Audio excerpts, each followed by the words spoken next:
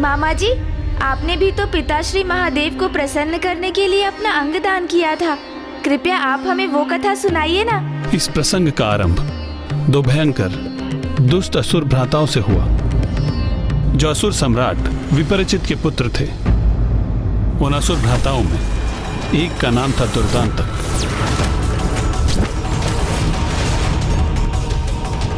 और दूसरा था जरांतक। इतनी अपार शक्ति के स्वामी थे दोनों कि वो अपनी संयुक्त शक्ति से बड़ी सेना को पराजित कर सकते थे। और उन दोनों के एक साथ आने से न केवल उन दोनों की अपितु उनके शस्त्रों की भी शक्ति बढ़ जाती थी।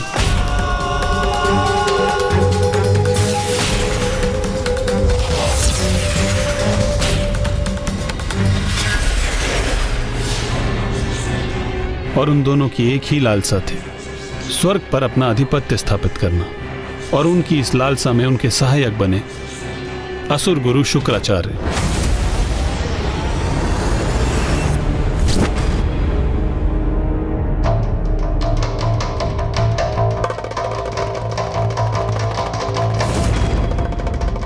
प्रणाम असुर गुरु शुक्राचार्य।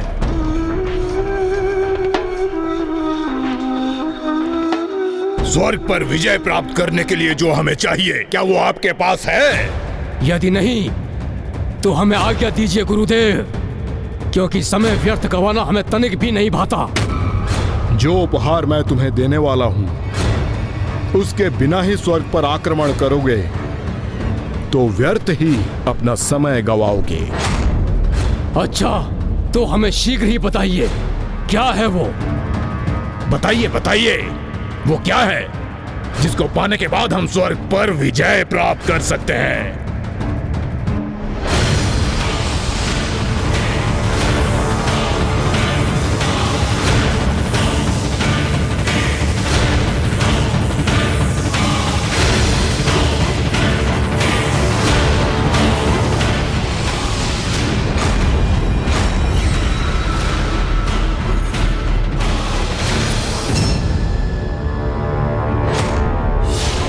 इस हीरे के ये दो भाग तुम्हें उपहार स्वरूप दे रहा हूं मैं।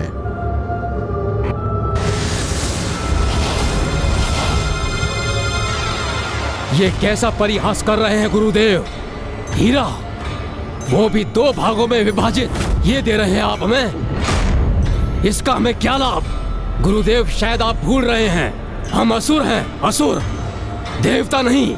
रक्त का लाल रंग ही हमें भाता है, वही बनता है हमारा आभूषण। ये हीरे और मोती नहीं। मूर्ख, ये आभूषण नहीं, वो अचूक उपाय है जिसकी सहायता से तुम देवताओं को पराजित कर सकोगे।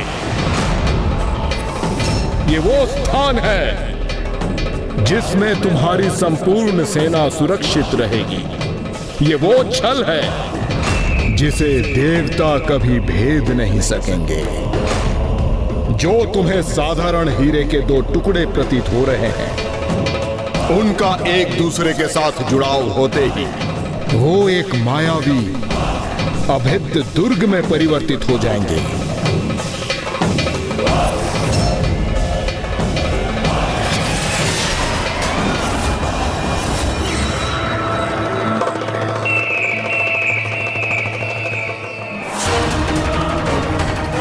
ये अष्टकोणीय दुर्ग देवताओं पर 8 गुना प्रहार करेगा।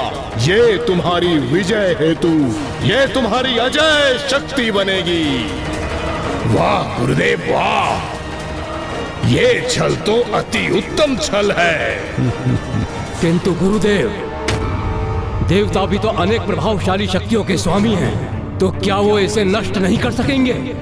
कोई नष्ट नहीं कर सकता इसे, ना कोई देवता ना कोई महादेवता। ये एक अद्वितीय शक्ति है। ऐसे ही अस्त्र की प्रतीक्षा थी हमें गुरुदेव। अब प्रतीक्षा की घड़ियां समाप्त भ्राता, अब विलंब कैसा? चलो, अब देवताओं को स्वर्ग से बाहर धकेलने का समय आ गया है।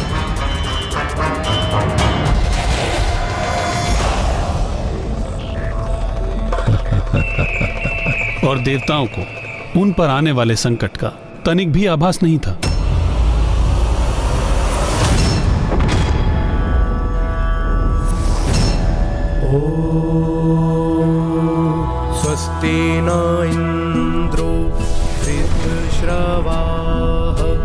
स्वस्ति नः पूषा विश्ववेदाः स्वस्ति नस्ताक्षरो अरिष्टनेमिः। ये ध्वनि कैसी है? बृहस्पति कहीं कोई असुरी शक्ति तो नहीं है जो हमारा यज्ञ भंग करने हेतु यहाँ आई है? ये हीरे के आकार का अष्टकोणीय विचित्र भवन कहीं हमारे लिए संकट तो नहीं उत्पन्न करने वाला? किंतु इसका स्वामी कौन है और इसका प्रयोजन क्या है?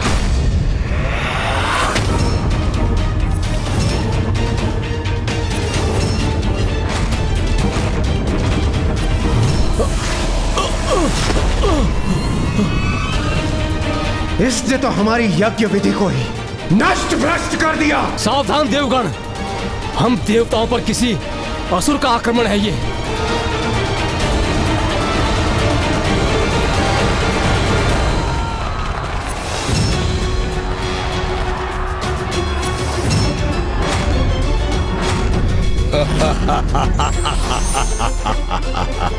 कैसा मायावी भवन है ये? कौन है ये असुर? प्रतीत हो रहा है कि हमने आपके कार्य में विघ्न डाल दिया। किंतु क्या करें, हम असुरों का तो यही कर्तव्य है, तुम देवताओं के कार्य में विघ्न उत्पन्न करना।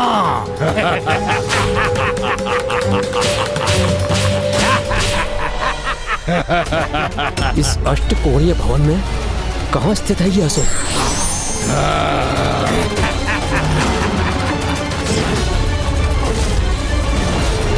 स्वर्गलोक के वासियों सुनो, आज यहाँ नवीन शासकों का आगमन हुआ है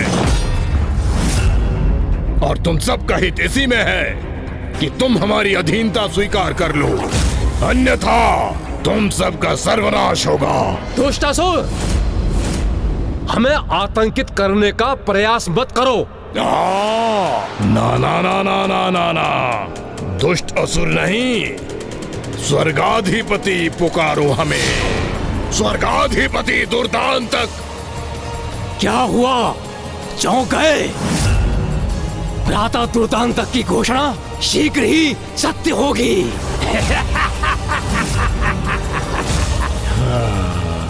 भ्रम है ये तुम्हारा, तुम्हारे स्वप्न में ही सत्य हो सकती है तुम्हारी ये घोषणा।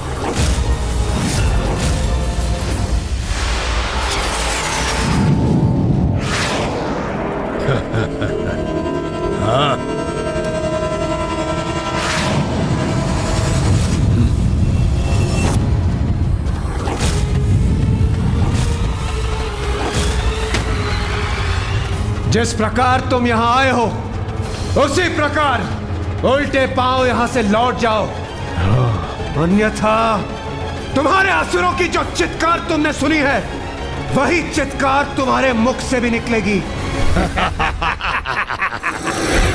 देवराज, तनिक ये तो देख लो कि ये चित्कार किसकी है।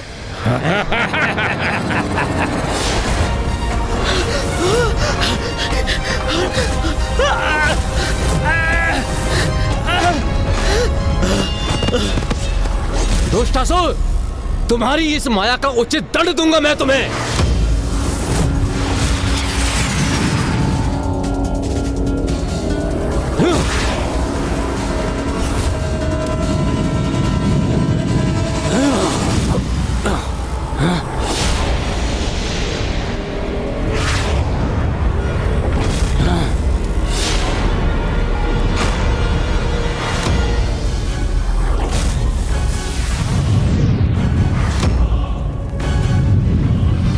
अग्निदेव की अग्नि 8 भागों में विभाजित होकर हम पर प्रहार करने के लिए लौट रही है। वरुण देव, इस अग्नि प्रहार को रोकने के लिए आप मेरी सहायता करें। अवश्य वायुदेव, हमारी सम्मिलित शक्ति ही से रोक सकती है, आप आराम कीजिए।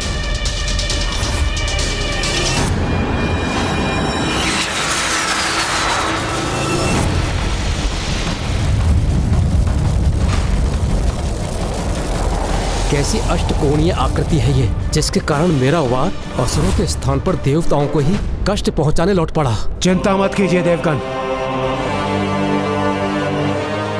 मैं अभी अपनी वज्र की शक्ति से इस अष्टकोणी दुर्ग भवन को ही नष्ट कर देता हूं।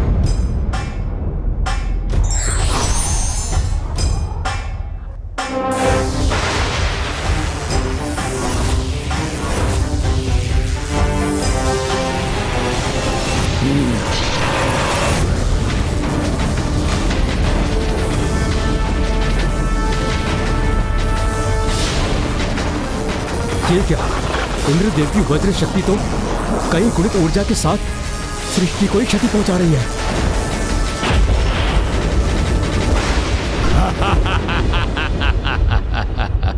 देवराज, ये भवन तो आपके वज्र के प्रहार से भी नष्ट नहीं हुआ, इसने हमें और संकट में डाल दिया।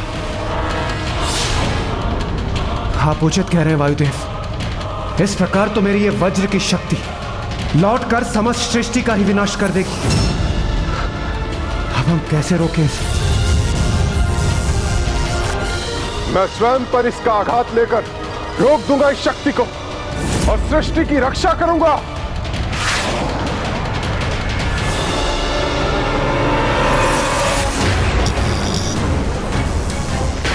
सूर्यदेव ने देवराज की लौटती शक्ति को रोक तो लिया, किंतु उसके लिए उन्हें अपार कष्ट हो रहा होगा। सूर्यदेव! सूर्यदेव, संभालिए अपने आप को।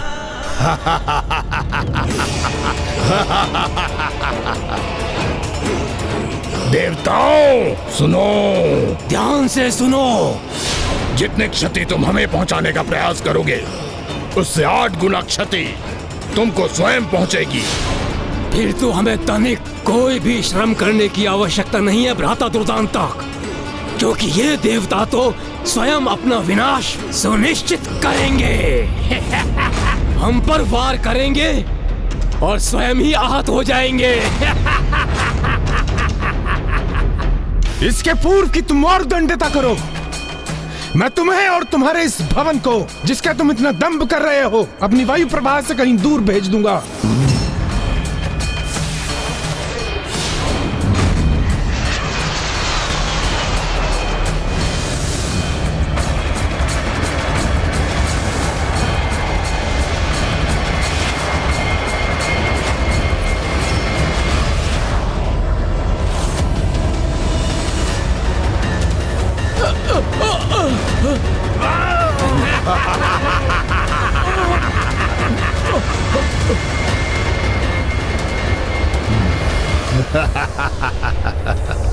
जाओ देवताओं जाओ, और कभी यहाँ दोबारा आने का दुस्साहस मत करना।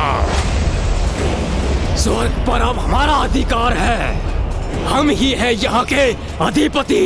स्वर्गाधिपति दुर्दांतक और स्वर्गाधिपति जरांतक। अर्थात उन दोनों दुष्ट असुर भ्राताओं को अपनी सेना का प्रयोग करने की भी आवश्यकता नहीं हुई और उन्होंने स्वर्ग पर विजय प्राप्त कर ली। हाँ गणेश जी, दुर्भाग्यवश उस युद्ध में वो दोनों भ्राता सफल रहे, किंतु अभी और भी अधिक भीषण युद्ध शेष था। उनकी दुर्ग की शक्ति से निसहाय होकर हम प्रभु श्रीहरि नारायण के समक्ष प्रस्तुत हुए। उन्हें अपनी दुर्दशा की सूचना देकर उनसे सहायता प्राप्त करने हेतु, अर्थात जरांतक और दुर्दांतक को परास्त करने के लिए हमें सर्वप्रथम उनके हीरे के अष्टकोणीय दुर्ग को नष्ट करना होगा।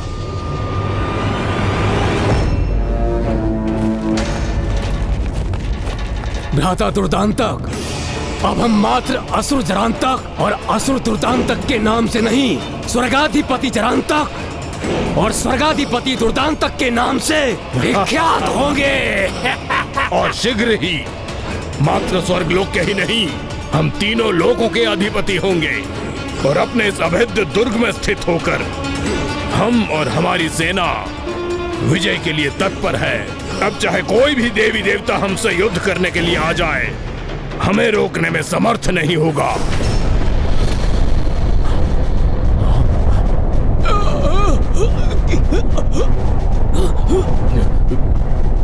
भ्राता जरांतक, ये मुझे कैसी वायु प्रभा का आभास हो रहा है।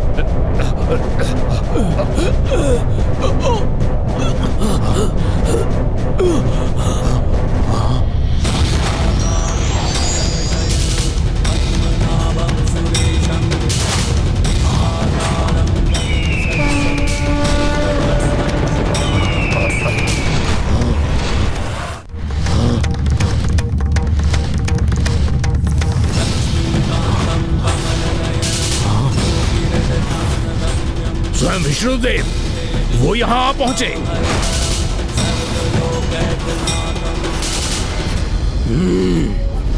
प्रतीत होता है भीरू देवता इनसे शरण मांगने पहुंच गए। ऐसे स्वयं अपना युद्ध नहीं कर सकते। ऐसे दुर्बल, ऐसे निर्लज्ज देवता स्वर्ग में वास करते हैं, ये तो हमें ज्ञात ही नहीं था। देवताओं की अच्छाई को उनकी दुर्बलता समझने की भूल मत करना दुष्टों।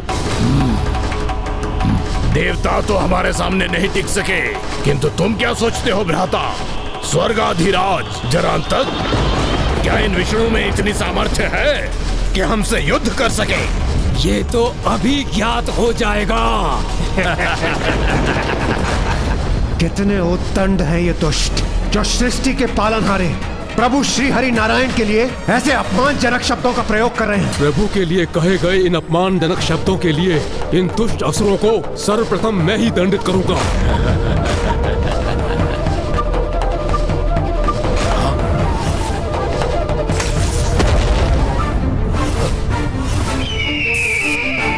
अपने पंजों के प्रहार से नष्ट कर दूंगा इस हीरे के भवन को मैं। ये क्या करने का प्रयास कर रहे हैं? इतना अथक प्रयासों के पश्चात भी गरुड़ जी उस अष्टकोणीय दुर्ग को क्षति पहुंचाने में असफल हो रहे हैं।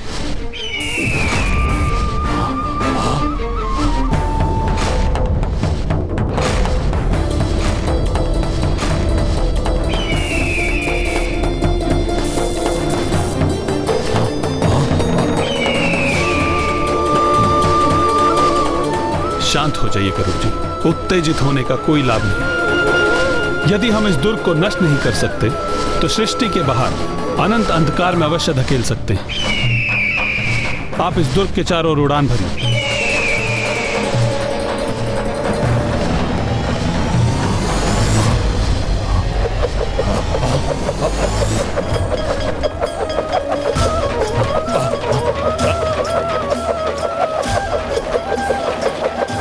अष्टकोणीय दुर्ग के चारों ओर श्री हरि नारायण ने जो गति उत्पन्न की है, अब वही गति दुर्ग को अंधकूप की ओर धकेल रही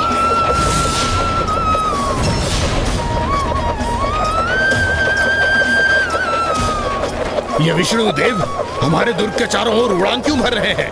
हमारे समक्ष आकर हमसे युद्ध क्यों नहीं करते?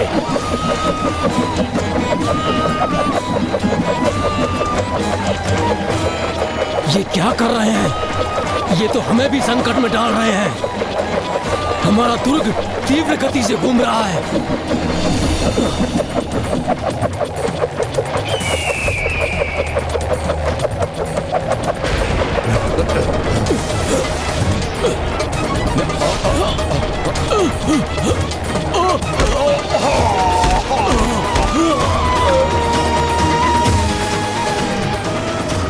प्रभु श्री हरि नारायण ने इन दुष्टों को वहां भेज दिया जो इनका उचित स्थान है।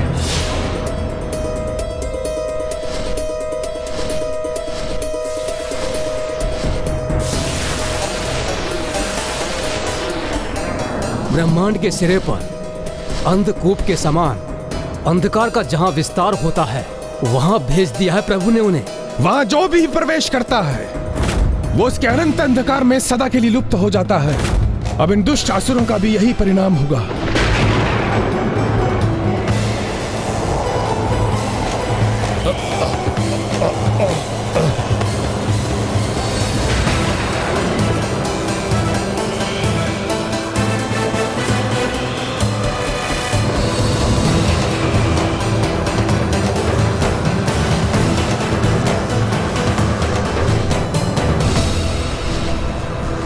आज ये दो दुष्ट ही नहीं, इनके साथ इनकी पूरी सेना भी उस अंधकारी कूप के अनंत अंधकार में जाकर नष्ट होगी।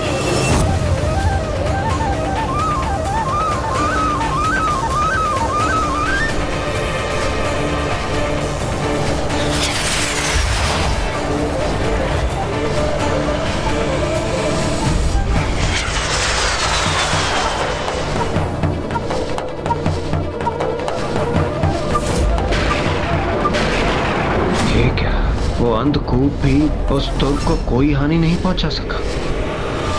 और अब तो इसकी गति और भी तीव्र है। आपका प्रहार तो विफल हुआ विष्णुदेव। अब आप हमारा प्रहार सहन कीजिए।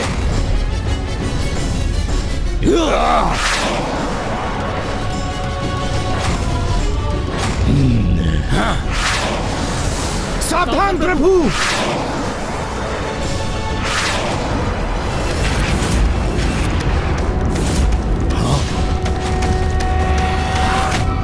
नारायणाय सुरमंडन मंडनाय नारायणाय सकल स्थिति कारणाय नारायणाय भवभीति निवारणाय नारायणाय प्रभवाय नमो नमस्ते।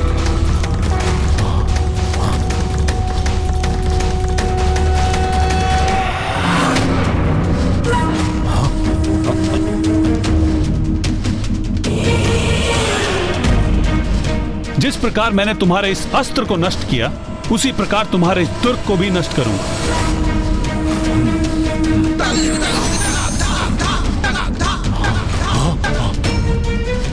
अब इन दुष्टों का अंत अवश्य होगा, क्योंकि प्रभु श्री हरिनारायण का चक्र प्रहार कभी भी व्यर्थ नहीं जाता।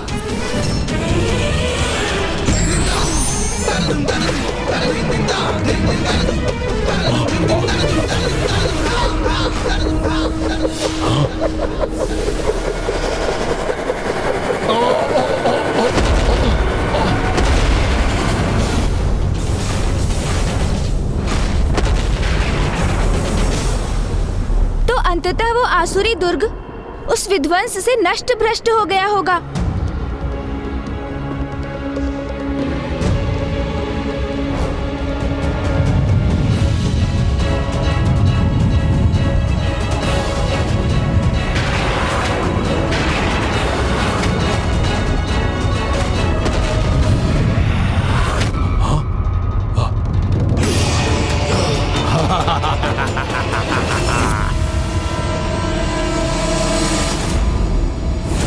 मामा जी, ब्रह्मांड के समस्त अस्त्रों में श्रेष्ठतम है आपका वो नारायण चक्र, जो अत्यंत शक्तिशाली था, जो क्षण भर में शत्रुओं का विनाश करने में सक्षम था, जिसको क्षति पहुंचाना असंभव के समान था। वो भी उन असुरों के हीरे के दुर्ग के साथ टकराकर खंडित खंडित हो गया। हाँ पुत्र, कभी कभी किसी के वरदान और आशीष से प्राप्त अस्त्र असंभव को भी संभव बना देते हैं और शक्तिशाली दिव्य अस्त्रों को भी नष्ट करने में सक्षम होते हैं। किंतु फिर उन दुष्टों का सामना करने के लिए क्या उपाय शेष था आपके पास मामा जी?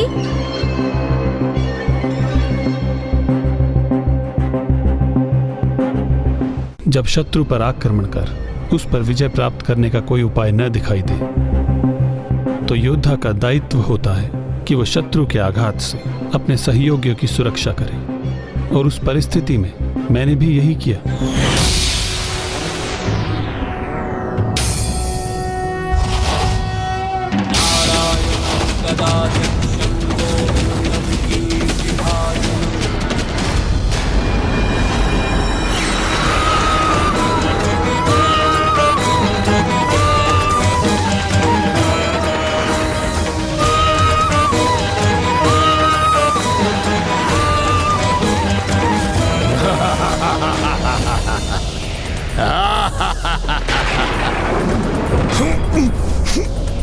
हे प्रभु, हे श्री हरि नारायण, सृष्टि के पालनहारे, हमारी रक्षा का कोई उपाय कीजिए प्रभु।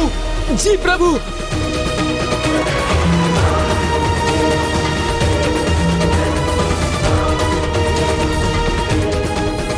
देवताओं, अपने इस विष्णु से सहायता की कोई आस मत रखो, क्योंकि वो तो स्वयं एक पराजित योद्धा है।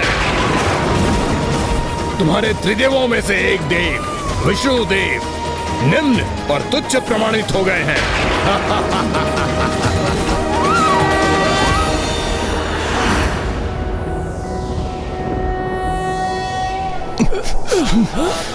हे प्रभु, हे सृष्टि के पालनहारे, सुरेशं विश्वाकारं गगन सदृशं मेघवर्णं शुभांगं लक्ष्मी लक्ष्मीकान्तं कमलनयनं योगिहृदध्यानगम्यं वन्दे विष्णुं भवभयहरं सर्वलोकैकनाथम्।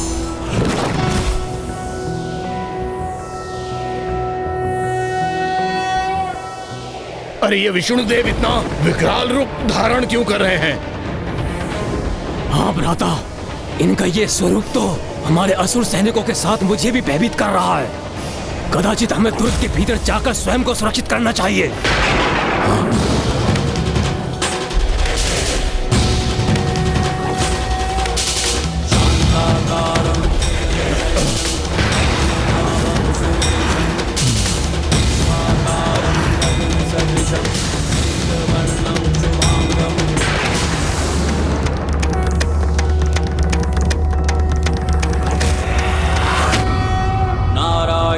गदाध्यक्षं गोविन्दं कीर्तिभाजनं गोवर्धनोद्धरं देवं भूधरं भुवनेश्वरं।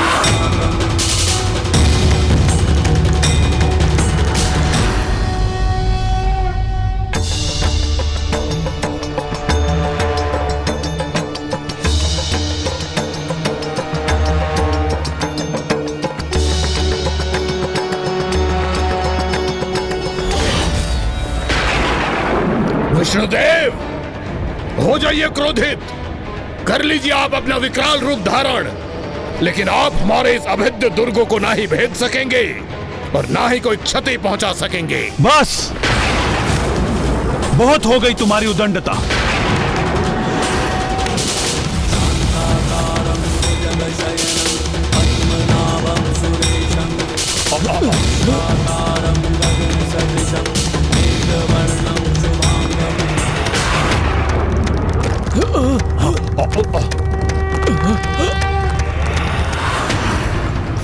भ्राता, कहीं इनकी मुष्टि में भिजकर हमारा ये हीरे का दुर्ग कहीं छिन्न भिन्न ना हो जाए।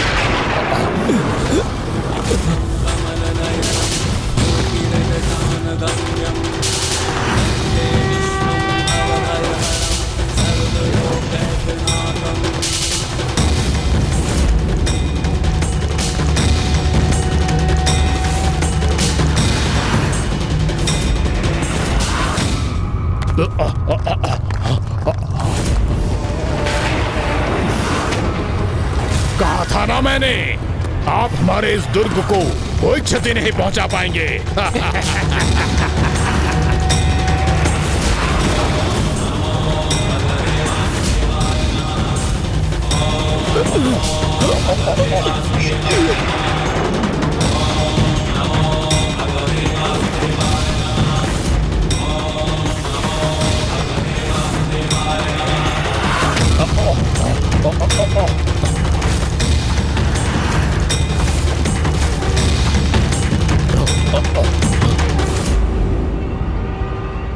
अब श्री हरि नारायण के महाक्रोध के समक्ष वो अष्टकोणीय दुर्ग कदापि नहीं टिक पाएगा।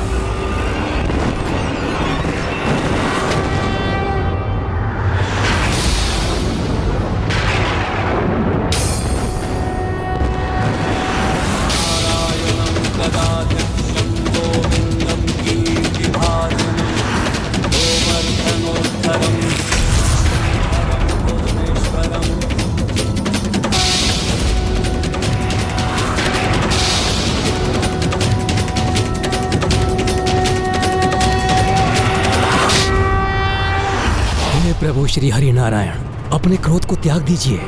शांत हो जाइए प्रभु, शांत हो जाइए। नहीं ब्रह्मदेव, जब तक मैं इस दुर्ग को नष्ट नहीं कर दूंगा मेरा क्रोध शांत नहीं होगा। प्रभु, आपके ये क्रोध की अति आपको शोभा नहीं देती। सृष्टि के पालनहार के क्रोध से कहीं सृष्टि पर ही विनाशकारी आघात ना हो जाए, कहीं पृथ्वी संकट में ना आ जाए।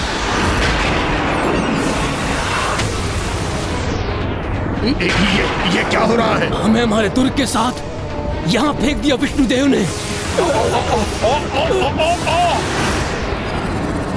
सृष्टि के पालनहार के क्रोध से कहीं सृष्टि पर ही विनाशकारी आघात ना हो जाए, कहीं पृथ्वी संकट में ना आ जाए।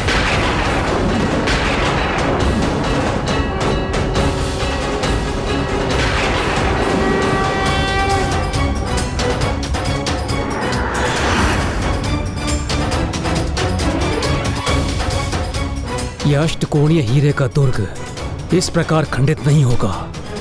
इसका सर्वनाश करने हेतु तो इसका कोई अन्य उपाय ही ढूंढना होगा।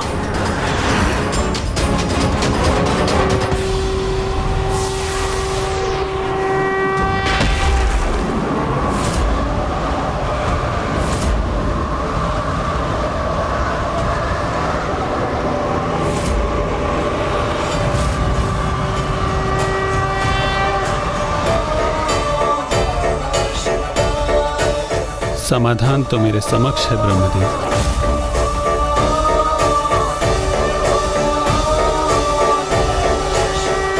ये समाधान था धर्म की जय का और दुष्टों के संहार का।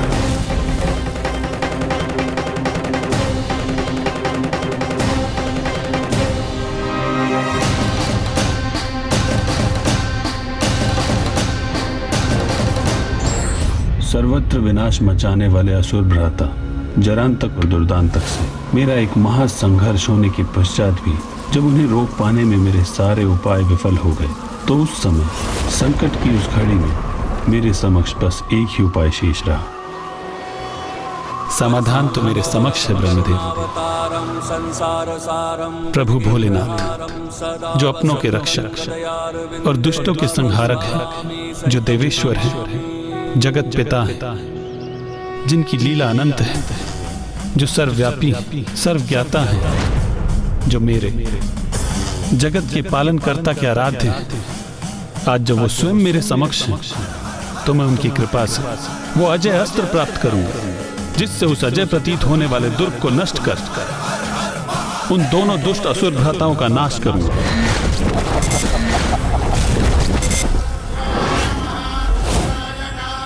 और सृष्टि और देवताओं शिव सहस्त्र नाम। हाँ पुत्र, महादेव के 1 सहस्त्राष्ट नाम है और प्रत्येक नाम की एक अनूठी दिव्यता है। इसलिए मैंने विलंब किए बिना ओम गण गणपताय नमः, ओम गण गणपताय नमः।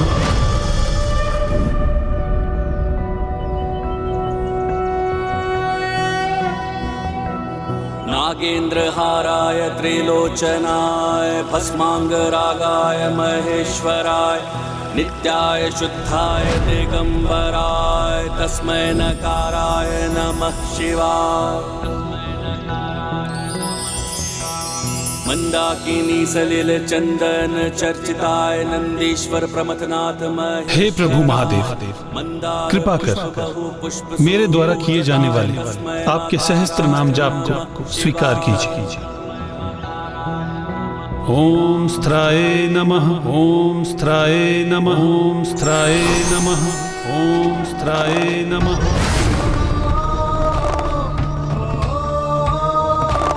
नाथ भ्राता श्री हरि नारायण ने आपकी आराधना आरंभ कर दी है। ओम स्थानवे नमः वे नमः, ओम प्रभावे नमः, ओम प्रवराय नमः। जब मैं महादेव के 1 सहस्त्राष्ट नाम का जाप कर रहा था, तब वो दोनों असुर वहां शांत नहीं बैठे थे। नवीन योजनाओं का निर्माण कर रहे थे। देख रहे हो भ्राता दुर्दांतक, विष्णु देव का ये कृत्य कैसी दुर्दशा की है उन्होंने हमारे असुर सैनिकों की और हमारी। भ्राता, अपनी संपूर्ण शक्तियों के प्रयोग करने पर भी वो हमारे इस दुर्ग को कोई क्षति नहीं पहुंचा पाए, परंतु हमारे दुर्ग के टकराव से उन्हें क्षति अवश्य पहुंचेगी।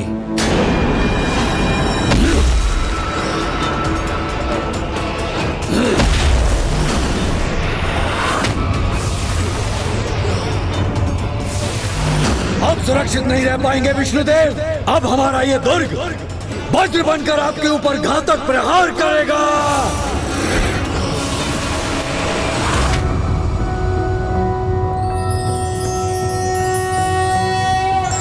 शिवो महेश्वरः शंभुः पिनाकी शशिशेखरः शिपिविष्टो अंबिकानाथः श्रीकंठो भक्तवत्सलः।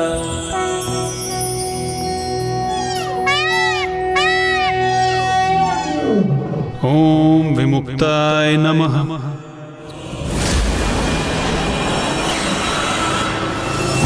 ओम मुक्त तेजस्से नमः।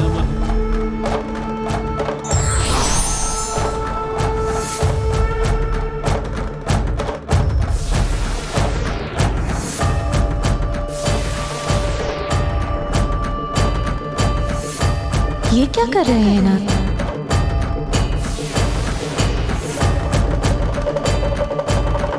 ओम श्रीमते नमः। ओम श्री वर्धनाय नमः।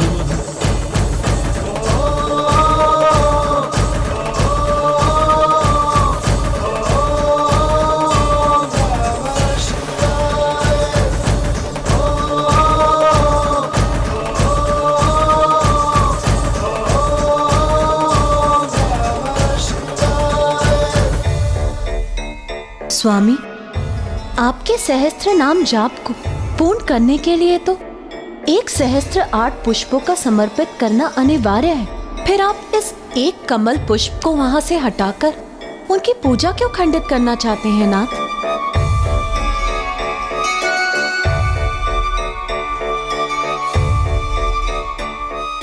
पूजा खंडित करने के लिए नहीं प्रिय, भक्त की परीक्षा के लिए। परीक्षा? परीक्षा स्वामी? जगत के पालनहार श्री हरि नारायण, जो ना आपसे भिन्न है और ना मुझसे, जो आपके हृदय में वास करते हैं नाथ, उनकी कैसी परीक्षा? भक्त की भक्ति तो तभी फलित होती है देवी, जब वो श्रद्धा, धैर्य और समर्पण भाव से भक्ति करता है। उसी की परीक्षा है ये।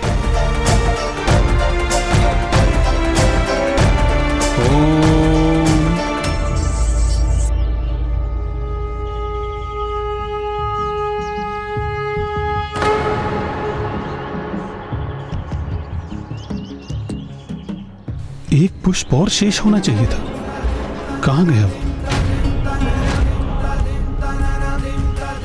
किंतु पूजा आरंभ करने के पूर्व मैंने स्वयं उचित संख्या में पुष्प एकत्रित किए थे। कहीं मुझसे ही तो कोई त्रुटि नहीं हुई। अब मैं कैसे महादेव की 1 सहस्त्राष्ट नाम जाप की पूजा को संपन्न करूंगा? ऐसा क्या दोष हो गया मुझसे कि मेरी पूजा में विघ्न आ गया? यदि आज मैं अपने आराध्य की, अपने महादेव की इस पूजा को संपन्न नहीं कर सका तो स्वयं को कभी क्षमा नहीं कर पाऊंगा। तो ये मेरी सबसे बड़ी विफलता हो। तो क्या मेरी भक्ति, मेरी निष्ठा, मेरे विश्वास, मेरे भक्ति भाव में ही कोई अपूर्णता थी? क्या यही कारण है मेरी पूजा अपूर्ण रह जाने का? महादेव तो अपने सभी भक्तों की सहज पूजा को भी स्वीकार करते हैं। वो मेरी पूजा को कभी खंडित नहीं होने देते। अवश्य इस पूजा में मुझसे ही कोई बड़ी चूक हुई है।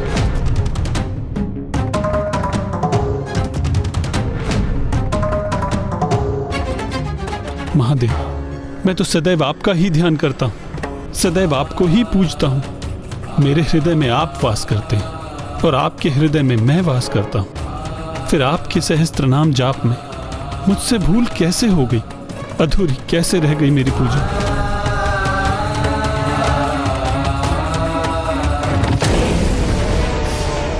विष्णुदेव, हमारा आक्रमण सहने के लिए तैयार रहिए आप। मेरे आराध्य, मेरे महादेव की इस पूजा को मैं कभी अधूरा नहीं रहने दूंगा। ये पूजा अवश्य पूर्ण होगी और इसके लिए मुझे क्या करना है मुझे ज्ञात है। आप मुझे कमल नयन के नाम से संबोधित करते हैं ना महादेव, तो मैं नील कमल के स्थान पर मैं आपको अपना कमल नयन अर्पित करता हूं। मैं आपको अपना कमल नयन अर्पित करता हूं।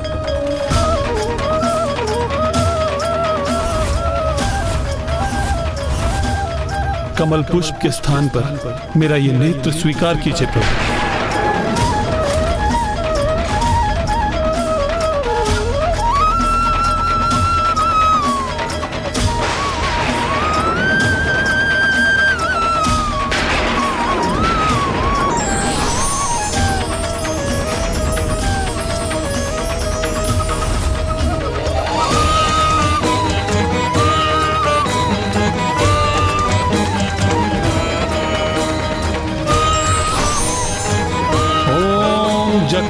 नमः।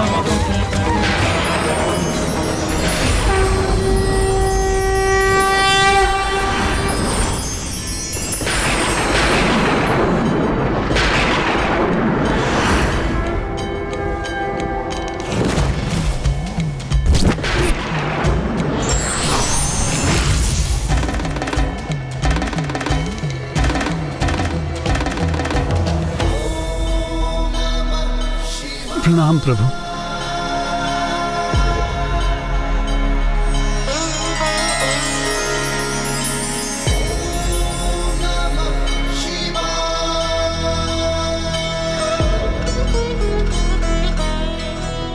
हे प्रभु, हे मेरा आराध्य, मेरी पूजा के फल स्वरूप आपने मुझे अपने दिव्य दर्शन देकर मुझे कृतार्थ कर दिया प्रभु।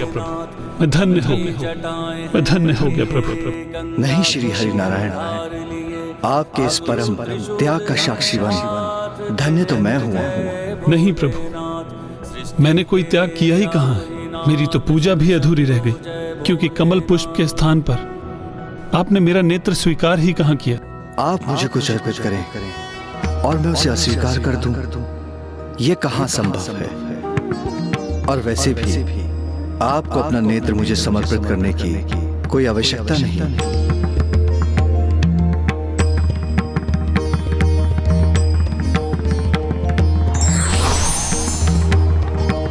आपकी पूजा का अंतिम पुष्प मैंने स्वयं उठा लिया था। जगत के समक्ष भक्ति का श्रेष्ठतम उदाहरण प्रस्तुत करने के लिए ही ये लीला मैंने रची थी।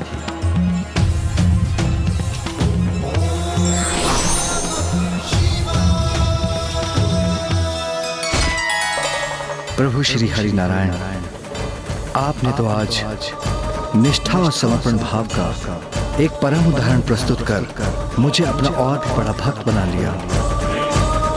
और मैं भी आपकी भक्ति के सुख से वंचित नहीं रहूंगा। मैं वचन देता हूं कि जिस प्रकार आपने मेरे प्रति ऐसी अद्भुत अटूट भक्ति का परिचय दिया, वैसे ही भविष्य में जब आप पृथ्वी पर अवतार धारण करेंगे तो मैं भी आपकी ऐसी ही निस्वार्थ भक्ति करूंगा।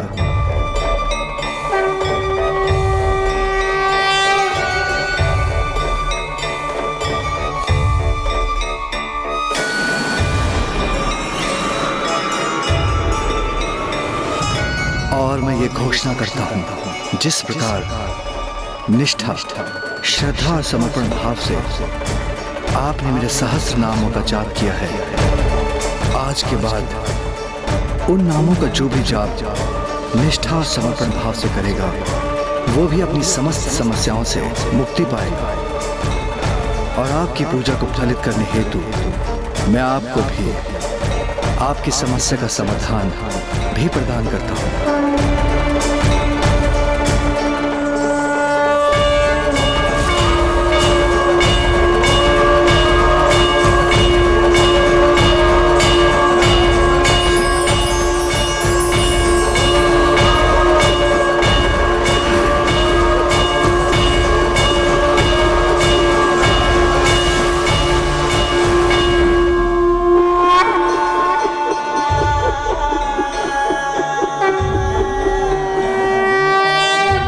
अब आप इस सुदर्शन चक्र को स्वीकार कीजिए नारायण। ये वो अस्त्र है जो कुछ भी भेदने में सक्षम है। आपके इस चक्र के समक्ष कोई नहीं टिक सकेगा, और जो भी इसकी शक्ति को चुनौती देने का दुस्साहस करेगा, उसका सर्वनाश निश्चित ही होगा।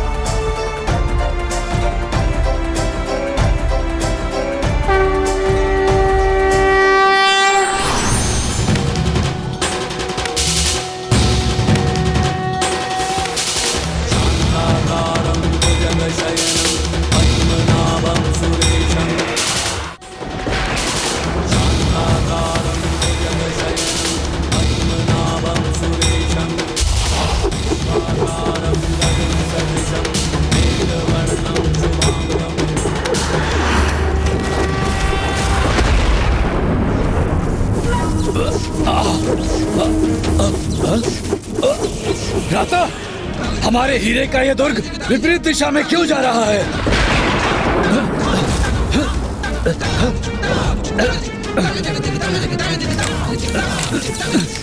एक और चक्र। इस चक्र से भी हमें कोई क्षति नहीं पहुंचा पाएंगे आप।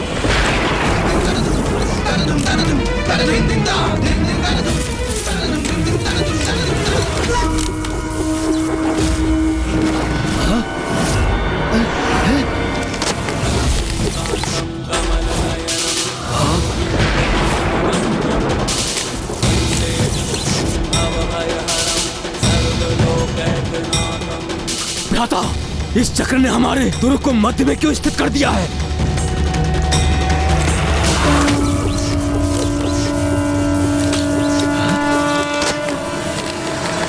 और अब ये इतने तीव्र वेग से क्यों चलायमान हो गया? भ्राता, कहीं इससे हमें कोई संकट तो उत्पन्न नहीं होगा? हमारे असुर सैनिक और हम दोनों इस दुर्ग में हैं। हम अपनी सुरक्षा कैसे करें भ्राता? चिंता मत करो भ्राता, हमारा दुर्ग अभेद है, अजय है, उसे कोई क्षति नहीं होगी।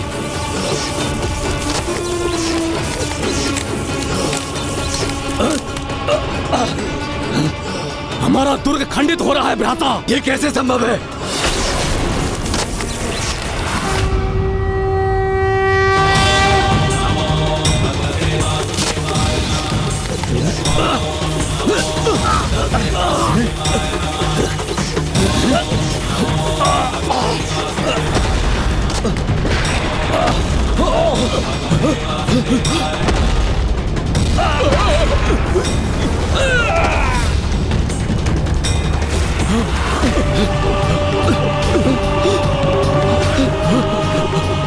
यह उस अजय शक्ति का परिणाम है जो मैंने शिव भक्ति से प्राप्त की है। मैंने तुम्हारे छिपने का अंतिम स्थान भी नष्ट कर दिया है।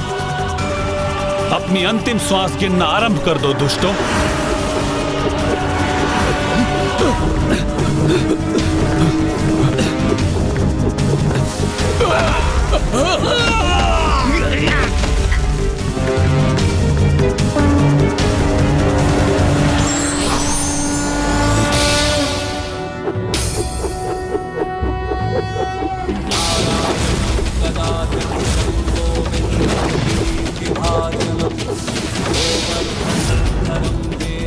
उचित, सर्वथा उचित है।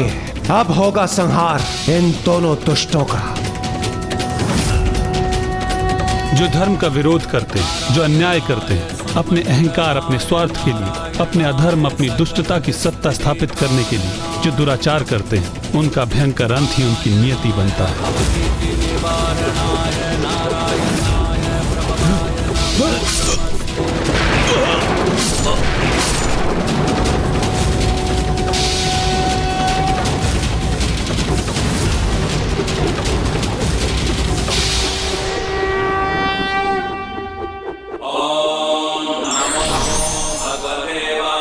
प्रभु श्री हरि नारायण की जय। प्रभु श्री हरि नारायण की जय। प्रभु श्री हरि नारायण की जय। प्रभु श्री हरि नारायण की जय। प्रभु श्री हरि नारायण की जय। नहीं देवगण, जय जयकार मेरी नहीं, अपितु महादेव की कीजिए, जिनके कारण यह संभव हुआ है। इन राक्षसों के वध का और सृष्टि की सुरक्षा का श्रेय मुझे नहीं, महादेव को जाता है।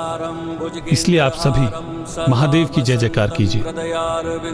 प्रभु महादेव की जय। देवेश्वर प्रभु शंकर शिव शंभु महादेव की जय। महादेव द्वारा प्रदान किए गए सुदर्शन चक्र से उनके हीरे के अष्टकोणीय दुर्ग के साथ साथ उन दोनों असुरों का और उनकी समस्त सेना का विनाश हुआ। इस अद्भुत कथा का श्रवण कर मैं तो धन्य हुआ मामा जी, किंतु मेरा एक प्रश्न अभी भी शेष है। हाँ पुत्र, कहो क्या प्रश्न है? मामा जी, पिताश्री ने आपको एक और वचन भी दिया था कि वो आपके भावी अवतार की भक्ति करेंगे, किंतु उसका क्या अर्थ है मामा जी? जब जब पृथ्वी पर पाप का बोझ बढ़ता है, मैं अच्छाई को पुनः स्थापित करने हेतु अवतार धारण करता हूँ और शीघ्र ही मैं राम अवतार लेकर पृथ्वी पर अवतरित होऊंगा, क्योंकि वहां असुर राज लंकाधिपति दशानन के पाप सभी सीमाएं लांघ जाएंगे।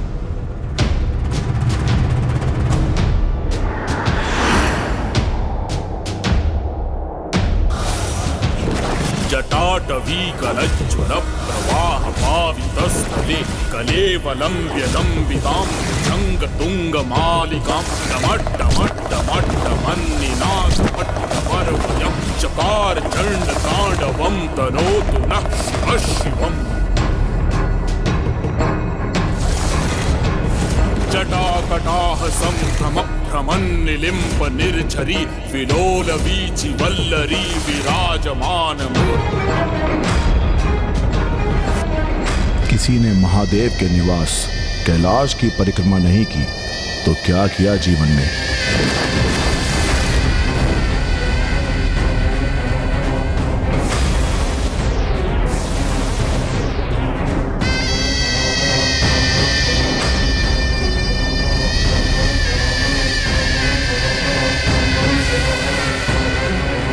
ओम नमः शिवाय, ओम नमः शिवाय, ओम नमः शिवाय। और उस असुर के विनाश हेतु मेरे रामावतार में मेरे सहायक बन महादेव भी मेरे भक्त के रूप में अवतरित होंगे। अनंत अपार है महादेव की लीला। वो भक्त बनकर सेवा के लिए प्रस्तुत भी होते हैं तो भगवान के रूप में वरदान भी देते हैं। माता लक्ष्मी जी, कुबेर जी, ऋषि मार्कंडेय जी सभी को कृपा निधान महादेव ने अपनी कृपा से कृतार्थ किया है।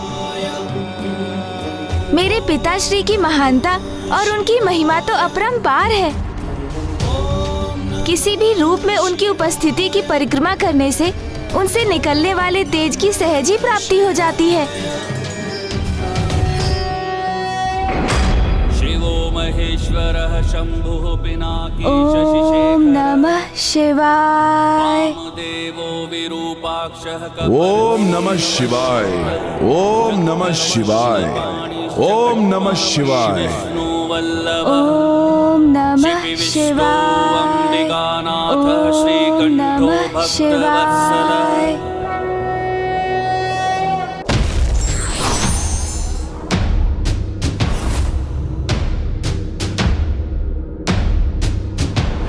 जटाटवीकलज्ज्वल प्रवाह पावितस्थले कलेवलम्ब्यलम्बितां भुजङ्गतुङ्गमालिकां डमड्डमड्डमड्डमन्निनादपट्टपर्वयं चकार चण्डताण्डवं तनोतु नः शिवः शिवम्।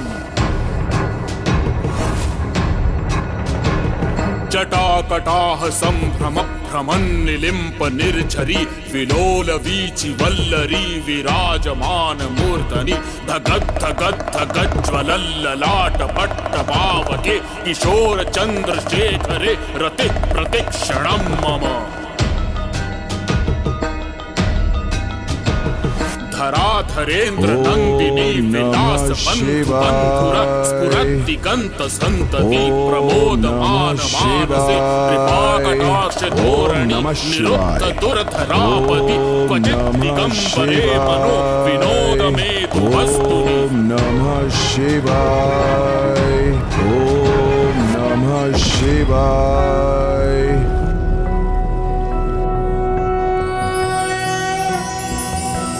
नागेन्द्रहाराय त्रिलोचनाय भस्मांगरागाय महेश्वराय नित्याय शुद्धाय दिगंबराय तस्मै नकाराय नमः शिवाय। ओम नमः शिवाय, ओम नमः शिवाय, ओम नमः शिवाय, नमः शिवाय।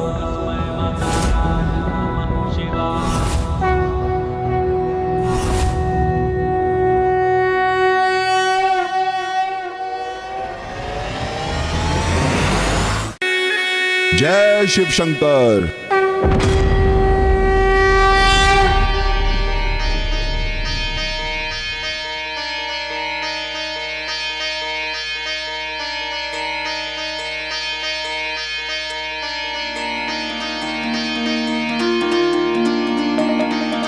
पुत्र, आज तुमने यहाँ भक्ति का ऐसा अपूर्व वातावरण उत्पन्न कर मुझे मेरे जन्म दिवस का अमूल्य उपहार प्रदान किया है।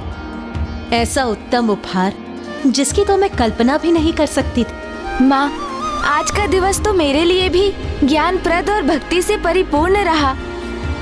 पिताश्री की लीलाओं की गाथा का श्रवण कर मैं धन्य हो गया। माँ पुत्र, अभी तो तुम्हें स्वामी की लीलाओं का आंशिक ज्ञान ही प्राप्त हुआ है। उनके भिन्न अवतारों से तुम अभी भी अनभिज्ञ हो पुत्र। पिताश्री के अवतार? माँ पुत्र, तुमने मेरी 10 महाविद्या रूपों की कथा का श्रवण किया।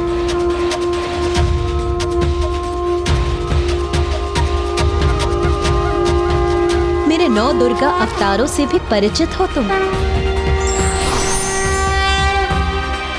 पुत्र। किंतु क्या तुम्हें ज्ञात है कि संसार के उद्धार के लिए स्वामी ने भी 19 अवतार धारण किए थे।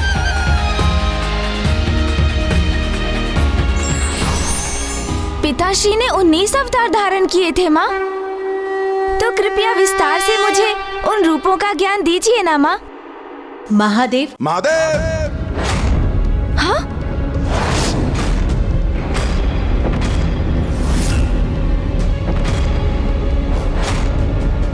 अवश्य महादेव का कोई अनन्य भक्त होगा ये। महादेव शिव शंभू की जय! महादेव शिव शंभू की जय! महादेव शिव शंभू की जय!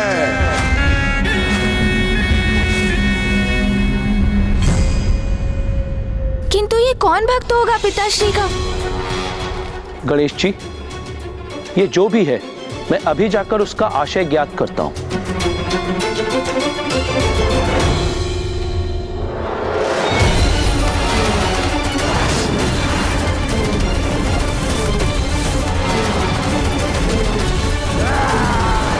यदि ये पिताश्री का कोई महाभक्त है तो इसके आगमन से ऐसा क्यों प्रतीत हो रहा है मुझे, जैसे यहाँ कैलाश की ओर बढ़ते ही किसी संकट की पूर्व सूचना हो। अनुज गणेश, तुम चिंता मत करो। कैलाश की ओर बढ़ता हुआ संकट तो दीपक की लौ की ओर बढ़ते हुए उस कीट पतंगे की भांति जो स्वतः ही नष्ट हो जाता है। कैलाश पर कभी कोई संकट नहीं आ सकता। कैलाश तो सारे संकटों से परे है।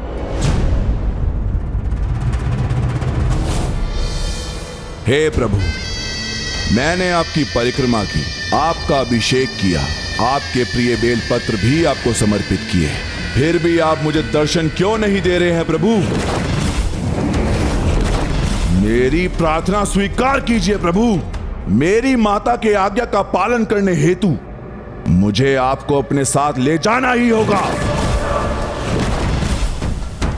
मेरी प्रार्थना स्वीकार कीजिए प्रभु। उचित है महादेव, अगर आप यहां प्रकट नहीं हुए तो मैं आपको कैलाश सहित लंका ले जाऊंगा। इतना बल है मेरी भुजाओं में कि मैं कैलाश को उठाकर ले जा सकता। हे प्रभु, ये तो बहुत बड़ा अनिष्ट करने का विचार कर रहा है, मुझे इसे रोकना होगा।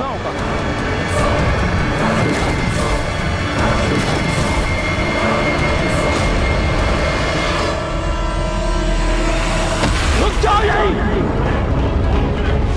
तुम्हें कैलाश में प्रवेश की अनुमति नहीं।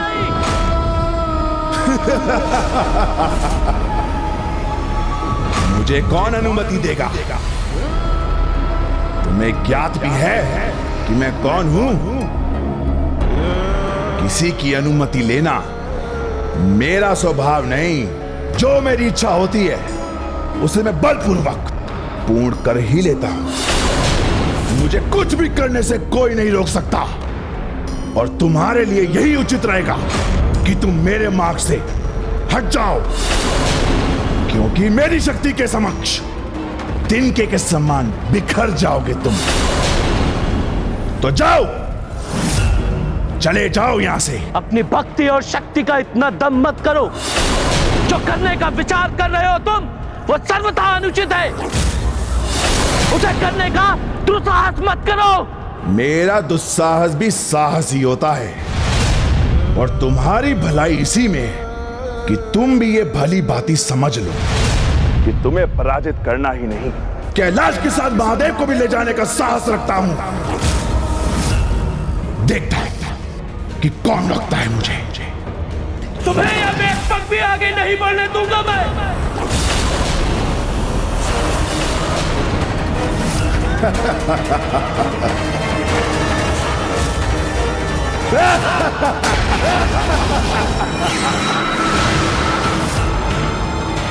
महादेव का परम भक्त लंकाधिपति दशानन हूं मैं। मुझे तुम तो क्या कोई नहीं रोक सकता।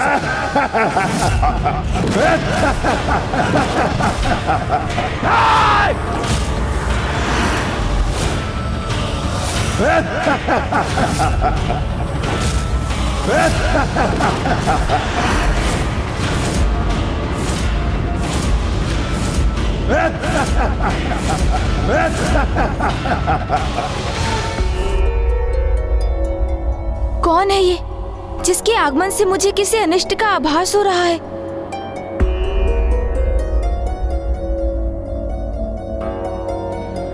अब हमें भी प्रस्थान करने की अनुमति दीजिए प्रभु।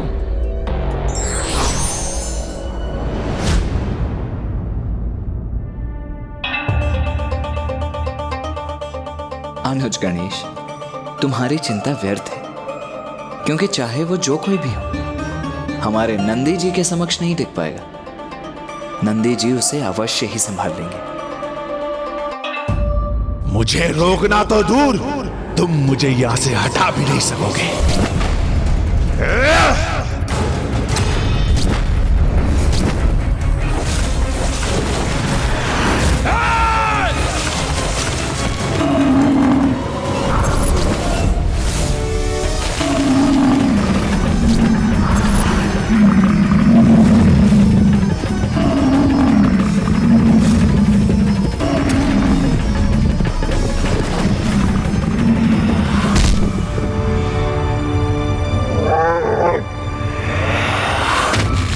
जितना अनुमान था उससे कहीं अधिक बलशाली हो तुम, किंतु मेरे बल के समक्ष नहीं टिक पाओगे तुम।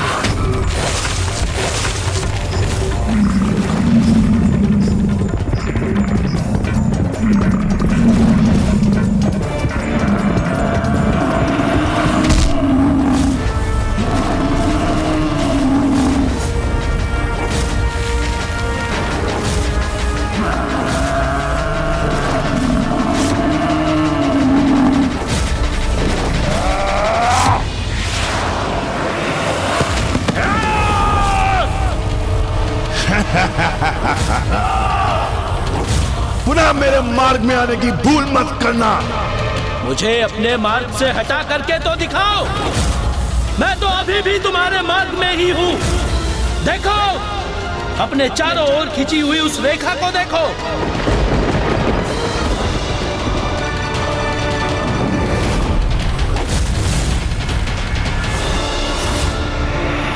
दशानन, मैं तुम्हें इस रेखा के बाहर एक पग भी नहीं रखने दूंगा।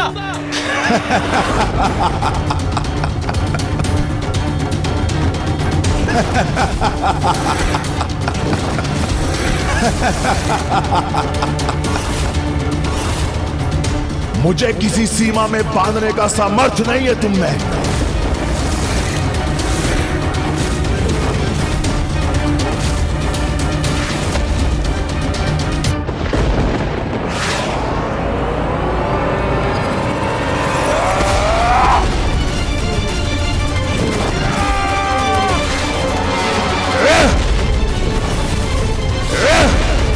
ये क्या किसी वानर के समान उछल उछल कर एक स्थान से दूसरे स्थान पर शिलाएं फेंक रहे हो? पुनः चेतावनी दे रहा हूं तुम्हें, वो दुस्साहस मत करो। जो बहुत हुई तुम्हारी एक क्रीड़ा, बहुत उछल लिए एक वानर के समान। एक तुच्छ वानर दशानन को कदापि नहीं रोक सकता, किंतु ये अभी भी समझने में असमर्थ रही हो तुम। और ये वानर समान स्थिर बुद्धि में स्थिर कर लो और मत करो दशानन से टकराने का दुस्साहस। एक तुच्छ वानर दशानन को कदापि नहीं रोक सकता। वानर वानर वानर, बहुत बार कह चुके तुम। तुच्छ वानर कहकर तुम मेरा अपमान कर रहे हो। किंतु अपमान और उपहास के पात्र तो तुम बनोगे दशानन। तुम्हारे सर्वनाश का कारण एक वानर सेना ही बनेगी। और एक वानर तुम्हारा सर्वस्व नष्ट करेगा और तुम अपनी संपूर्ण सामर्थ्य का प्रयोग करके भी उसे रोक नहीं सकोगे।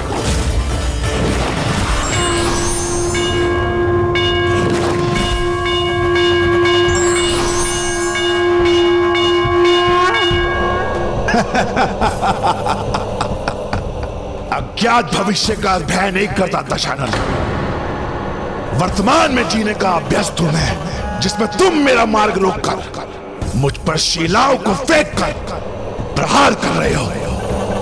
तो तुम अब देखो तुम्हें कैसे दूर उठा के फेंकता हूं मैं।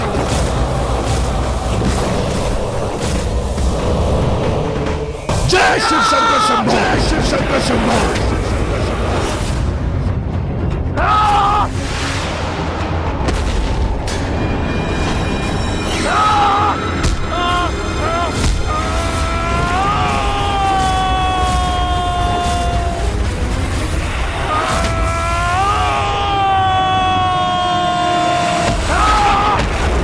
शिव शंकर शंभो, शिव शंकर शंभो।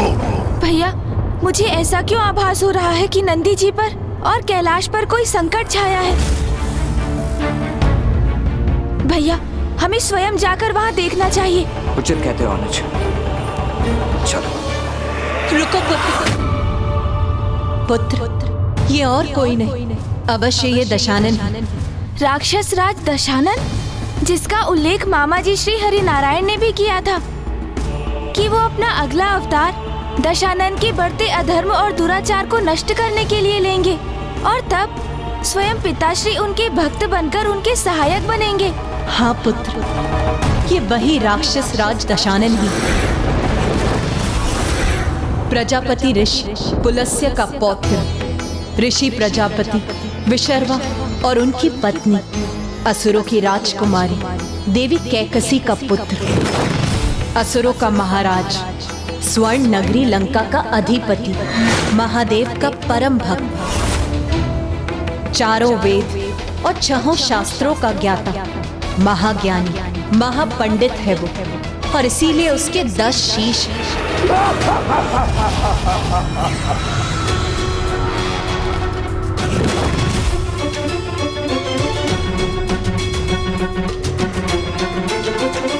अवश्य वो महाबली असुर पुनः सदा स्वामी को अपने साथ अपनी स्वर्ण नगरी लंका में ले जाने के लिए आया। पिताश्री को सदा के लिए ले जाने, वो भी कैलाश से? पुत्र, इसके पूर्व भी वो 2 अन्य बार ये प्रयास कर चुका है और ये उसका 3रा प्रयास है पुत्र।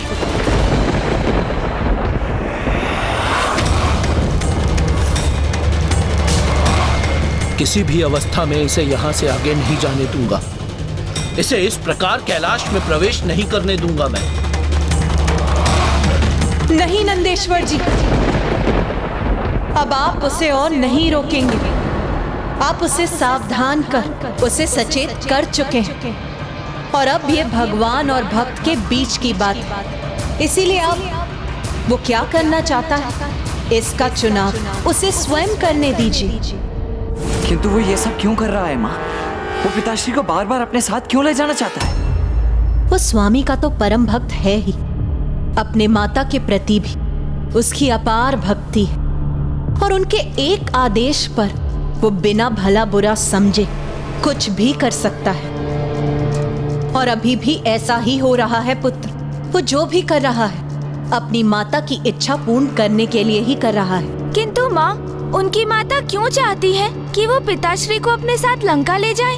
क्योंकि असुर गुरु शुक्राचार्य ने उनकी माता देवी कैकसी को दशानन की नियति बताकर उन्हें अपार चिंता में डाल दी। दशानन जिस पद का चुनाव कर रहा है उससे उसका अनिष्ट ही होगा देवी।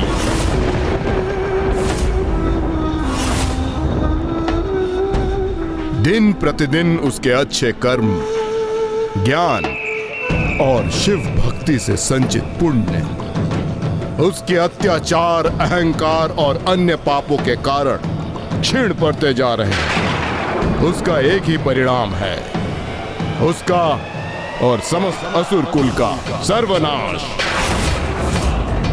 ये क्या कह रहे हैं आप असुर गुरु? संपूर्ण असुर कुल नष्ट हो जाएगा? हाँ देवी, क्योंकि विष्णु देव कब से प्रतीक्षा में हैं कि कब उन्हें अवसर प्राप्त हो और असुरों के विनाश हेतु वो अवतार धारण करें।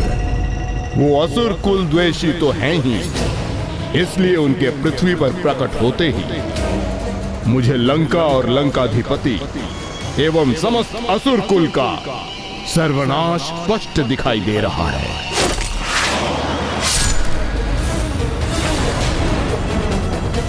तो फिर इन असुरों के काल रूपी संकट को दूर करने का क्या उपाय है गुरुदेव?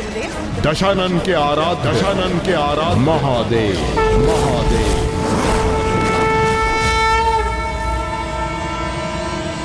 महादेव? किंतु महादेव हम असुरों का साथ क्यों देंगे गुरुदेव? क्योंकि महादेव तो भोले भंडारी हैं।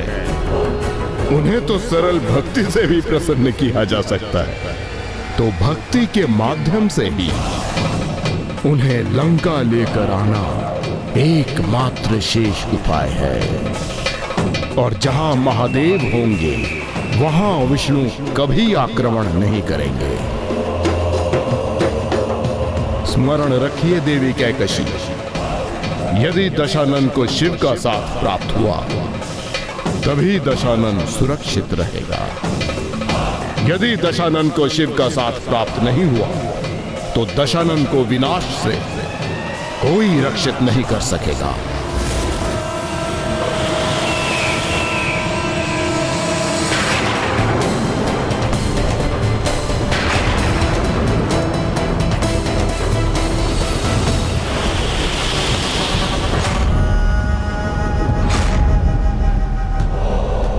सागर का इतना दुस्साहस, अपनी तरंगों से यहाँ स्थापित महादेव का प्रतीक उनके शिवलिंग को अपने भीतर समाहित कर लिया। इसका दंड तो मैं अवश्य दूंगा इस दुस्साहसी सागर को।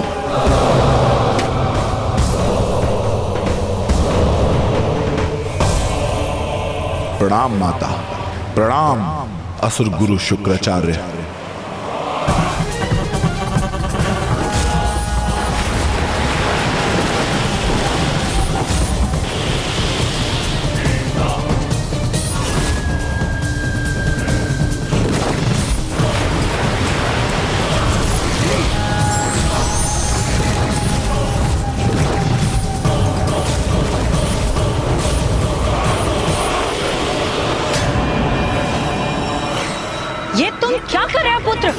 अब इस सागर को मैं कठोर दंड दूंगा।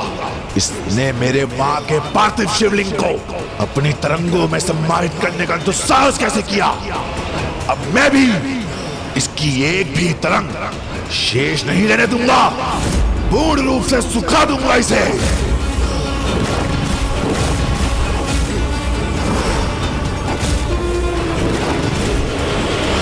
किंतु पुत्र, सागर को सुखाने का कोई लाभ नहीं, किंतु यदि तुम अपनी माता के लिए कुछ करना ही चाहते हो तो उस शिवलिंग के स्थान पर स्वयं शिव को, महादेव को यहाँ पे लेके आओ और इसी लंका में उनका निवास स्थापित करो, जिससे तुम्हारी माता प्रतिदिन उनके दर्शन प्राप्त कर उनकी आराधना कर सके।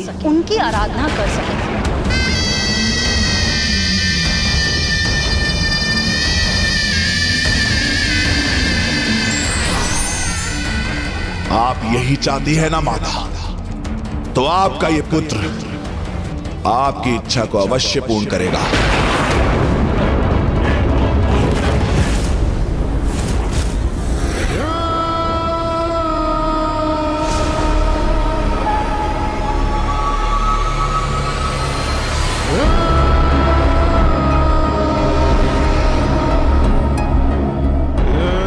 यदि शिव यहाँ रहेंगे तो विष्णु देव लंका को नष्ट करने का विचार तक नहीं करेंगे। तो फिर ना तो मेरे पुत्र को क्षति पहुंचेगी, ना असुर कुल को, और ना ही लंका को।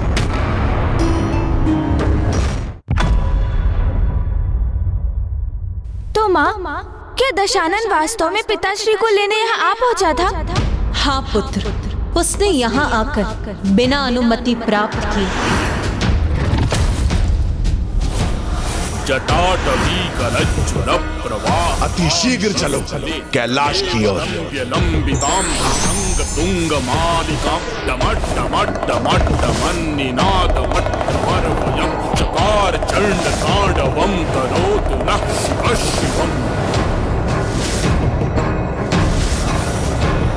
जटाकटाह संभ्रमक्रमन्निलिम्प निर्झरी विलोल वीचि वल्लरी विराजमान मूर्धनि धगद् धगद् धगज्ज्वलल्ललाट पट्टपावके किशोर चंद्र शेखरे रति प्रतिक्षणं मम।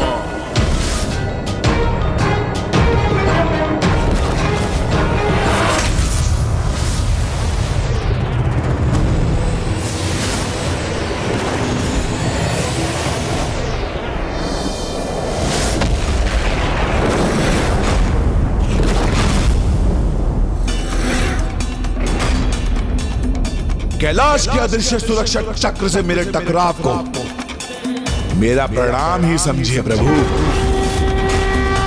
मेरे आराध्य मेरे प्रभु शिव शंकर शंभू कैलाश में मुझे प्रवेश करने की अनुमति नहीं देंगे तो आपको स्वयं मुझसे भेंट करने यहां आना ही होगा, क्योंकि ये आपका परम भक्त आपको लेने आया है और रिक्त हाथ लौटना मेरा स्वभाव नहीं।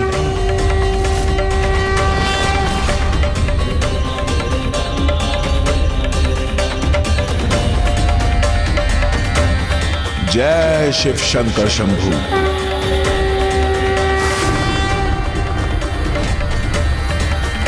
ओम नमः शिवाय। ओम नमः शिवाय। शंभुः पिनाकी शशिशेखर ओम नमः शिवाय। विरूपाक्षः कपर्दिनीललोहितः शंकर शूलपाणिश्च खट्वाङ्गी विष्णुवल्लभः शिपि विष्णु अम्बिकानाथः श्रीकण्ठो भक्तवत्सलः। ओम नमः शिवाय। ओम नमः शिवाय। हे महादेव हे शिव शंकर शंभू मुझे दर्शन दीजिए मुझे प्रभु।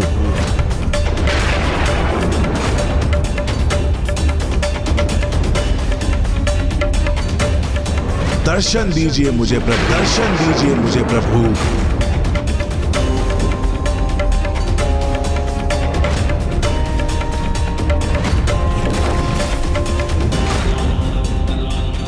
प्रतीत होता है मेरी भक्ति मेरा आपके प्रति समर्पण में कुछ कमी शेष है महादेव,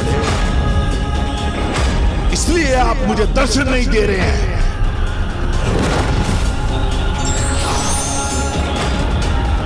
दर्शन दीजिए प्रभु। मैं दशानन आपके दर्शन प्राप्त करने हेतु अपना प्रथम शीश आपको समर्पित करने जा रहा है।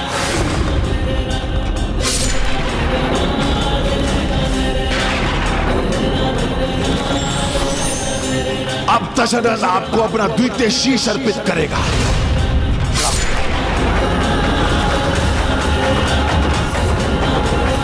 हे प्रभु हे महादेव हे महादेव हे महादेव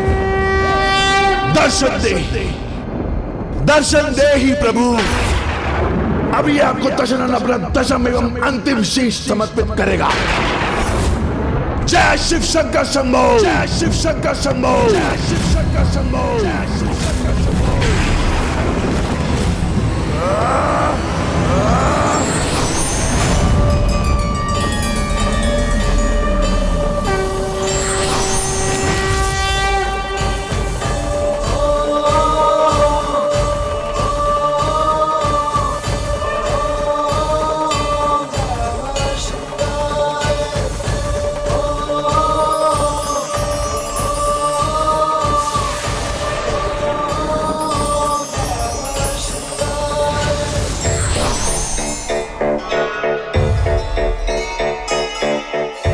हे प्रभु मैं आपके दर्शन पाकर कृतार्थ हो गया।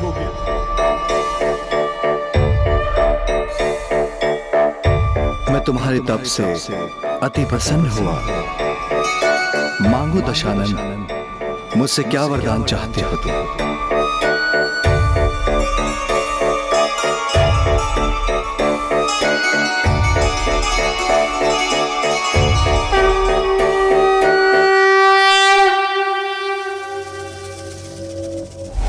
तो क्या उसने पिताश्री को अपने साथ लंका चलने के लिए कहा? तो उसका क्या उत्तर दिया पिताश्री ने?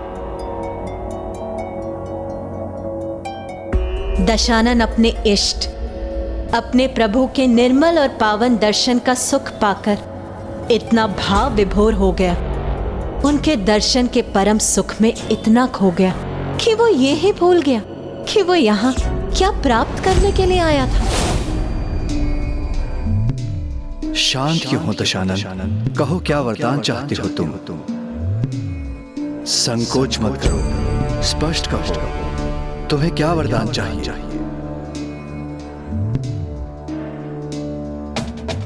आपके चरणों की धूल, आपके चरणों की धूल चाहिए प्रभु मुझे।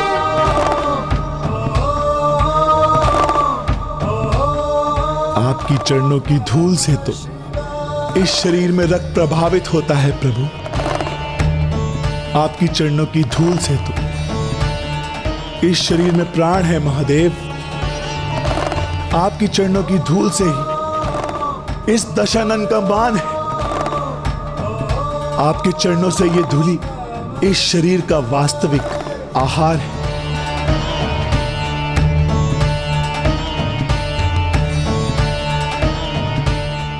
और जब ये पावन धूली अब मुझे प्राप्त हो ही गई है प्रभु, तो मुझे आपसे और क्या चाहिए? कुछ नहीं चाहिए प्रभु।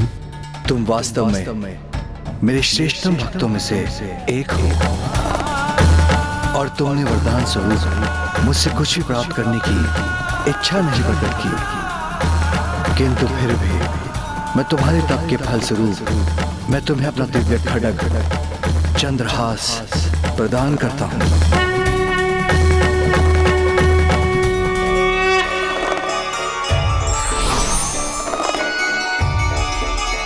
अब तुम इसे स्वीकार करो वत्स।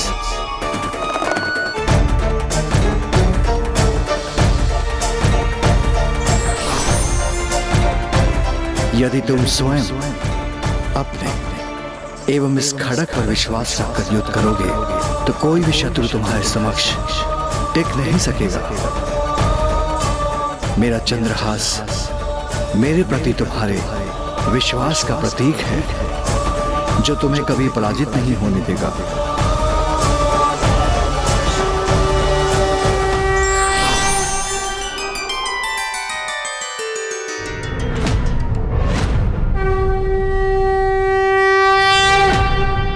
तो उसने पिताश्री को अपने साथ चलने के लिए भी नहीं कहा, बस चंद्रहास प्राप्त कर लौट गया। वो भक्ति का ऐसा ही अनोखा प्रभाव होता है। जिस पर उसका अनोखा प्रभाव छाता है वो उसी भक्ति में लीन हो जाता है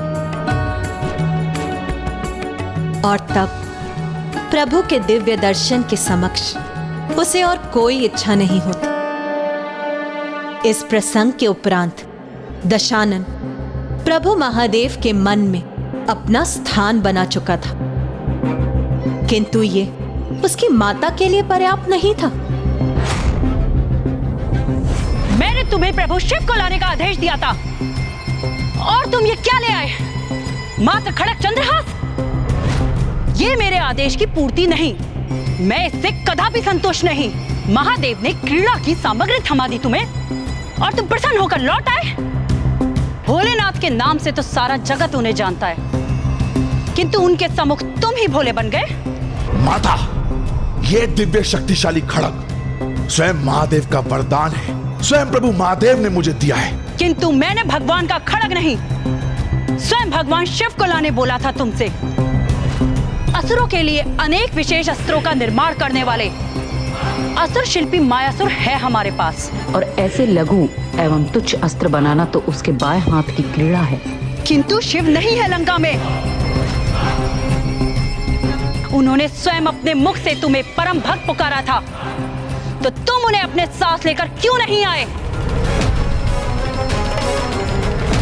मुझे क्षमा करना माता, मैं प्रभु महादेव की भक्ति में मंत्रमुग्ध हो गया था, किंतु अब पुनः ऐसा नहीं होगा। आप चिंता न करें माता, मैं इस बार फिर जाऊंगा और महादेव को अपने साथ लंका अवश्य लेकर आऊंगा।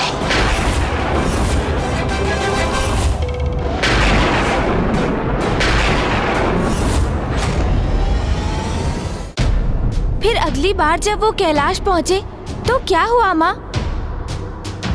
इस बार दशानन का निश्चय और भी दृढ़ था, इसीलिए इस बार जब वो कैलाश पहुंचा तो सर्वप्रथम उसने कैलाश की परिक्रमा की और फिर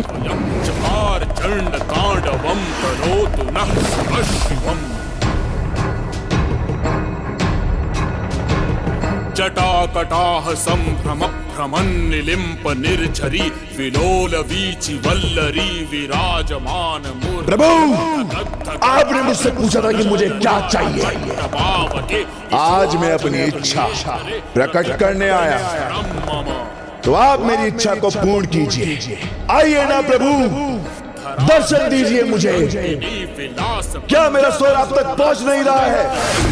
जबकि मेरे हृदय की पुकार तो जैसे आपकी डमरू की ध्वनि जो मेरे श्वासों में गूंजती, वो आपके मूल मंत्र की ही ध्वनि मेरे कण कण में इस प्रकार बसती है आपकी ये भक्ति कि मेरे किसी भी अंग को मेरे शरीर से विलग कर उससे ध्वनि उत्पन्न करूं, तो वो आपके ही नाम की ध्वनि होगी प्रभु। मंत्र मुच्चरण कदा सुखी भवाम्यहम्।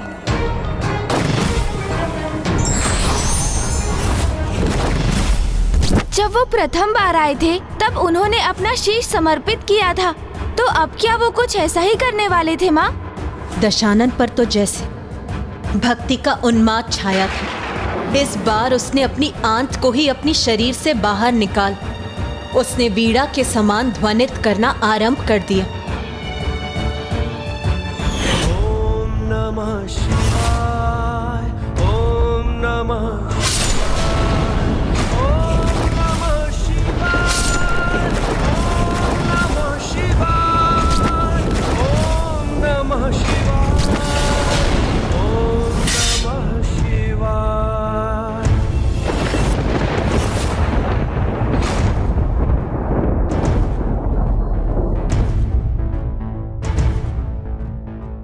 ओम नमः शिवाय। जय शिव शंभो। ओम नमः शिवाय, ओम नमः शिवाय,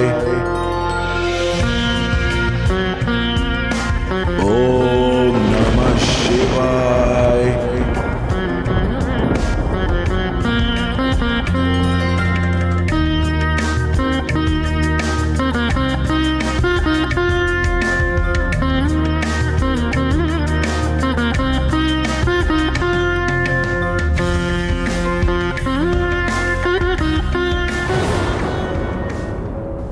फिर क्या हुआ माँ? इस बार मात्र प्रभु ही नहीं, मैं भी उसकी अटूट भक्ति से प्रभावित हुई।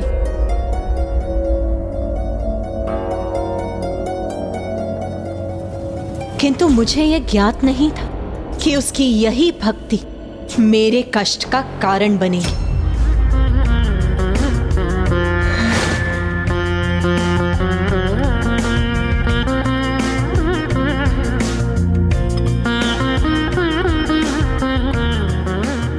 स्वामी, अद्वितीय है आपका भक्त और उसकी भक्ति प्रभु। हम दोनों के दर्शन प्राप्त करने के योग्य है वो।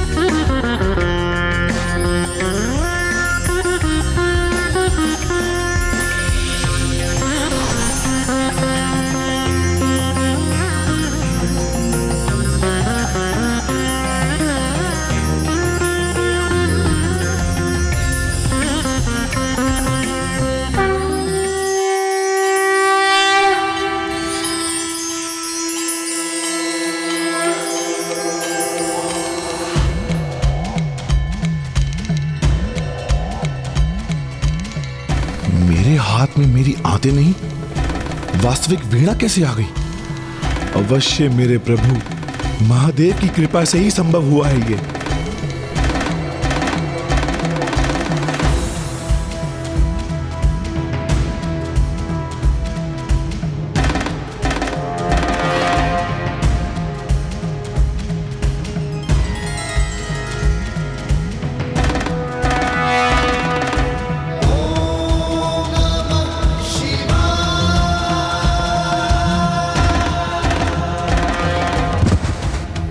जय शिव शंकर शंभु। आपने मुझे दर्शन दे धन्य कर दिया प्रभु।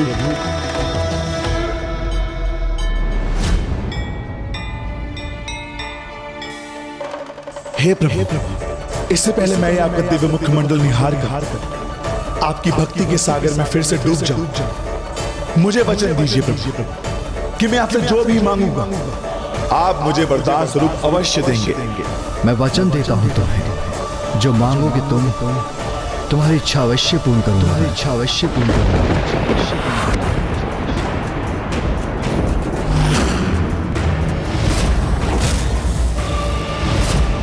किंतु वो वरदान आपकी पीड़ा का कारण किस प्रकार बन गया माँ? ऐसा क्या मांग लिया था दशानन ने जिससे आपको अपार वेदना सहनी पड़ी? क्या वो पिताश्री का आत्मलिंग था या फिर कुछ अन्य जो बहुत ही दुर्लभ था? बता